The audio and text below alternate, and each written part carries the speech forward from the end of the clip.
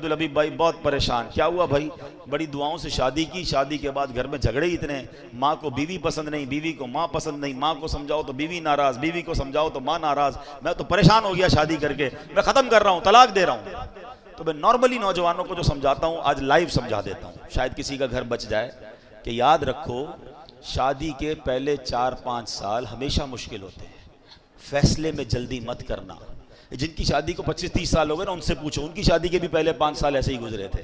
سب کے گھر میں لڑائی جھگڑے چھوٹے موٹے شروع میں ہوتے ہی ہیں. اس کی وجہ ہے ایک نیا مہمان گھر میں آیا ہے جناب، وہ سب کو سمجھ نہیں آ رہا ہے، اس کا مزاج الگ ہے، گھر والوں کا مزاج الگ ہے، تھوڑا ٹائم لگتا ہے ایک دوسرے کے مزاج سمجھنے میں.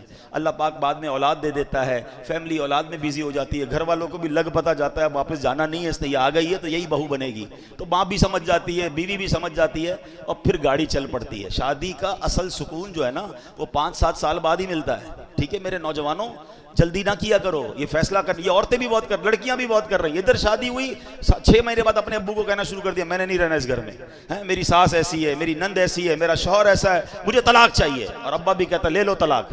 اللہ کے بندوں، طلاق کے بعد عورت ہی پھنستی ہے.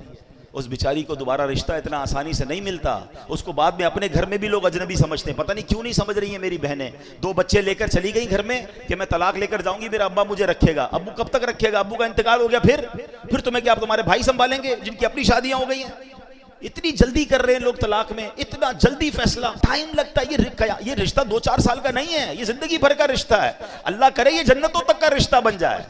ہر وقت فیصلہ کرنا ہے کہ ابھی ختم کرو، ابھی فیصلہ کرو، ابھی طلاق دو. یہ مرد، اللہ کا بہت بڑا احسان ہے کہ یہ طلاق کا حق مرد کے ہاتھ میں ہے. اگر یہ عورت کے ہاتھ میں ہوتا نا تو ہر دوسرے بندے کی طلاق ہو چکی ہوتی. ان کا تو کام ہی ہے فیصلہ کرنا.